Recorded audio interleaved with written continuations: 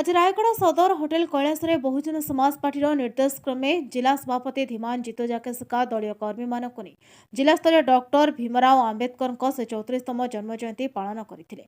प्रथमे शह शह कर्मी बसस्टाण्ड एकत्रित हो पाखे आंबेडकर प्रतिमूर्ति में पुष्पमाल्य अर्पण कर होटेल कैलाश को पहुंचे सभागृह कार्यक्रम आरंभ होता है। मुख्य अतिथि भाव संजीव नायक, सम्मान्य अतिथि जितु जाकेशका, कार्यनिर्वाहक सदस्य रत्नाकर नायक, महिला नेत्री सुनीता बेड़िका, टंबुरधन विभव डिंजो जाकेशका बेले सभा परिचालना करथिले जिला संपादक रवींद्र गरडिया। अतिथि माने निज निज वक्तव्य आंबेडकर को नीति आदर्श को मानिबा एवं बहुजन समाज पार्टी को सुदृढ़ करने निमंते कहिथिले।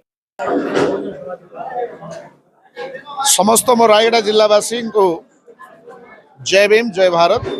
मो हूँ जितु जाकेशका, बहुजन समाज पार्टी रायगढ़ जिला सभापति।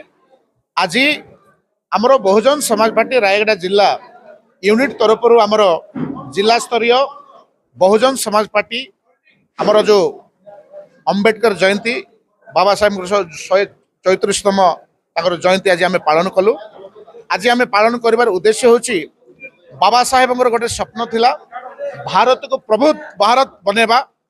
तत्सहित आमर जो एसटी एससी ओबीसी माइनॉरिटी जो बहुजन समाज को शासक वर्ग में परिणत कर जो स्वप्न देखी आमको जो भोट देवा जो अधिकार देते से भोट को केमती व्यवहार करी आम लोग शासक बनी पारे से स्वप्न देखी तेणु तांकर उद्देश्य को आम माने गाँ गाँ को पहुंचापी उद्देश्य को सफल करने पालन करूँ। आपण मैंने जानते बीजेपी कांग्रेस बीजेडी से मैंने बाबा साहेब जो विचारधारा को हाईजैक कर संपूर्ण भाव में बाबा साहेब को विरोधी आ संविधान भी लिखा कांग्रेस चाहू ना। आज बाबा साहेब संविधान को धरिक लोकों पाखे नाटक साजिक से गोटे ड्रामा करके पहुंचुंट से मैंने भी जय भीम कहते। आज बीएसपी से ओरिजिनल बाबा साहेब फॉलोअर आगामी दिन में बहुजन समाज पार्टी केमती शासक वर्ग परिणत हम रायगढ़ जिले में जमी आम पंचायत स्तर निर्वाचन रे आम ये जितबू अधिक रिजल्ट भल करूँ से आज आम शपथ पाठ करूँ। आगामी दिन में आम संगठन को मजबूत करूँ। यहाँ हूँ आज आम मीटिंग उद्देश्य थिला। थैंक यू आज्ञा।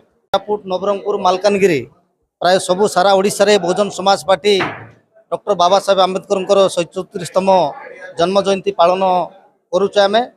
तत्संगे संगे मोर एक्चुअली कोरापुट रायगढ़ दुईटा जिलार दायित्व में अच्छी किंतु आज रायगढ़ दलर निर्देश थिला रायगढ़ जिला कार्यक्रम रे जोग देवाई आठी बहु संख्यार बहुजन समाज पार्टी कर्मकर्ता बाबा साहेब प्रतिमूर्ति में पुष्पमाल्य अर्पण करी एटी सभा कार्य को आम बहुजन समाज पार्टी सभा कार्य को ठीक से परिचालना है एवं बहुजन समाज पार्टी आसंता दिन रे रायगढ़ जो त्रिस्तरीय पंचायत राज अच्छी त्रिस्तरीय पंचायत राज रे बहुजन समाज पार्टी माने भल प्रदर्शन करिवो ताहा नहीं कर्मी माने आज शपथ पाठ करी जाइचंती एवं आसंता दिन रे मु आशा करुच्ची बहुजन समाज पार्टी निश्चित भाव में त्रिस्तरीय पंचायत राज रे भल प्रदर्शन करिवो बोली।